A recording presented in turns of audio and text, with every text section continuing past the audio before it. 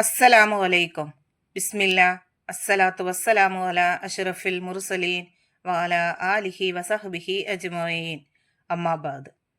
ഇന്ന് നമ്മൾ നോക്കാൻ പോകുന്നത് ക്ലാസ് 5 ഫിഖ്ഹുൽ ഇസ്ലാം, അതിലെ രണ്ടാമത്തെ പാഠവും അതിൻ്റെ തദ്രീബാത്തുമാണ്.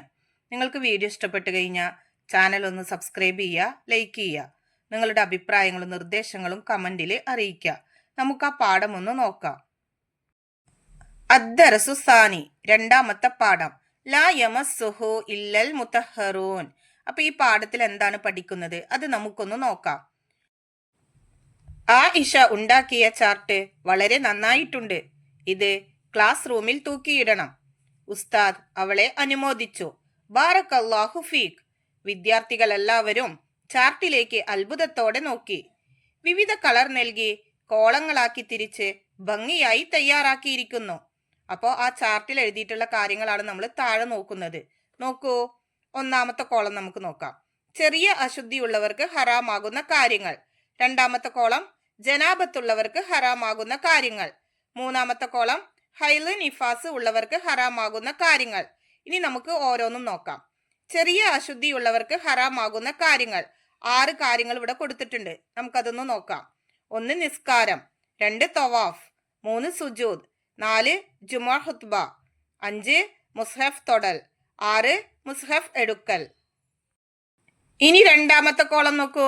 ജനാബത്തുള്ളവർക്ക് ഹറാമാകുന്ന കാര്യങ്ങൾ.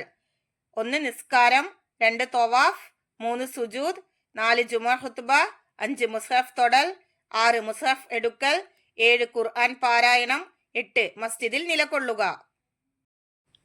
ഇനി മൂന്നാമത്തെ കോളം നോക്കൂ. ഹൈല് നിഫാസ് ഉള്ളവർക്ക് ഹറാമാകുന്ന കാര്യങ്ങൾ. 1 നിസ്കാരം, 2 തവാഫ്, 3 സുജൂദ്, 4 മുസ്ഹഫ് തൊടൽ, 5 മുസ്ഹഫ് എടുക്കൽ, 6 ഖുർആൻ പാരായണം, 7 നോമ്പ്. നിങ്ങൾ ഈ ഭാഗമൊക്കെ കൃത്യമായിട്ട് മനസ്സിലാക്കിയിട്ട് പഠിക്കുക. ഇനി നമുക്ക് ബാക്കി ഭാഗം നോക്കാം. ഉസ്താദ് പറഞ്ഞു, ഇതുപോലെ എല്ലാവരും എഴുതി തയ്യാറാക്കണം. ശരിയായി പഠിക്കുകയും വേണം. ചെറിയ അശുദ്ധിയിൽ നിന്ന് ശുദ്ധിയാവാൻ വുളൂ ചെയ്യണമെന്ന് നാം പഠിച്ചിട്ടുണ്ട്. ഇന്ദ്രിയം സ്ഖലിക്കുക, സംഭോഗം ചെയ്യുക, ഹൈലുണ്ടാവുക, നിഫാസ് ഉണ്ടാവുക എന്നീ കാര്യങ്ങളുണ്ടായാൽ വലിയ അശുദ്ധിയുണ്ടാവും. വലിയ അശുദ്ധിയിൽ നിന്ന് ശുദ്ധിയാവാൻ കുളിക്കണം. വലിയ അശുദ്ധിയിൽ നിന്ന് ശുദ്ധിയാവാൻ ഞാൻ കുളിക്കുന്നു എന്ന നിയ്യത്തോടെ ശരീരത്തിലെ മുഴുവൻ ഭാഗങ്ങളിലും വെള്ളം ഒഴുക്കലാണ് ശർഈയായ കുളി. അപ്പൊ നിങ്ങൾ ഈ ഭാഗമൊക്കെ നന്നായി മനസ്സിലാക്കി പഠിക്കുക. ചെറിയ അശുദ്ധിയിൽ നിന്ന് ശുദ്ധിയാവാൻ നാം എന്താണ് ചെയ്യേണ്ടത്? വുളൂ ചെയ്യണം. വലിയ അശുദ്ധിയിൽ നിന്ന് ശുദ്ധിയാവാൻ കുളിക്കണം. ഇനി എന്തൊക്കെയാണ് വലിയ അശുദ്ധിയുടെ കാരണങ്ങൾ, അതെല്ലാം നമ്മളിവിടെ പഠിക്കുന്നുണ്ട്. നിങ്ങൾ മനസ്സിലാക്കിയിട്ട് പഠിക്കുക. ഈ പാഠഭാഗത്തിന്റെ അവസാനത്തിൽ നമുക്കൊരു ബോക്സ് കൊടുത്തിട്ടുണ്ട്. നമുക്കതൊന്ന് വായിച്ചു നോക്കാം. വ ഇൻ കുൻതും ജുനുബൻ ഫതഹ്ഹറു. അതിന്റെ അർത്ഥം നോക്കൂ. നിങ്ങൾ ജനാബത്തുകാരായാൽ ശുദ്ധിയാവണം. അപ്പൊ നിങ്ങൾ അതൊക്കെ നന്നായിട്ട് മനസ്സിലാക്കിയിട്ട് പഠിക്കുക. ഇതെല്ലാം പരീക്ഷയിൽ നമുക്ക് അർത്ഥം എഴുതാനും സാരം എഴുതാനും ഒക്കെ പറഞ്ഞിട്ട് ചോദിക്കാറുണ്ട്. ഇനി നമുക്ക് അതിന്റെ തദ്രീബാത്ത് നോക്കാം. തദ്രീബാത്ത്. തദ്രീബാത്തിലെ ഒന്നാമത്തെ പ്രവർത്തനം നുജീബ്, ഉത്തരം എഴുതാനുള്ളതാണ്. 1. ചെറിയ അശുദ്ധിയുള്ളവർക്ക് ഹറാമായ കാര്യങ്ങൾ ഏതെല്ലാം? അതിന്റെ ഉത്തരം നോക്കൂ. നിസ്കാരം, തവാഫ്, സുജൂദ്, ജുമുഅ ഖുത്ബ, മുസ്ഹഫ് തൊടൽ, മുസ്ഹഫ് എടുക്കൽ. രണ്ടാമത്തെ ചോദ്യം, ജനാബത്തുള്ളവർക്ക് ഹറാമായ കാര്യങ്ങൾ ഏതെല്ലാം?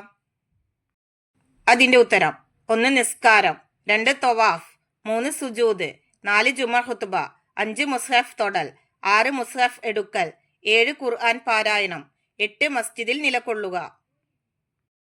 മൂന്നാമത്തെ ചോദ്യം, ഹൈല് നിഫാസ് ഉള്ളവർക്ക് ഹറാമായ കാര്യങ്ങൾ ഏതെല്ലാം? ഉത്തരം നിസ്കാരം, തവാഫ്, സുജൂദ്, മുസ്ഹഫ് തൊടൽ, മുസ്ഹഫ് എടുക്കൽ, ഖുർആൻ പാരായണം, നോമ്പ്. നാലാമത്തെ ചോദ്യം, കുളിയുടെ നിയ്യത്ത് എഴുതുക. അതിന്റെ ഉത്തരം വലിയ അശുദ്ധിയിൽ നിന്ന് ശുദ്ധിയാവാൻ ഞാൻ കുളിക്കുന്നു.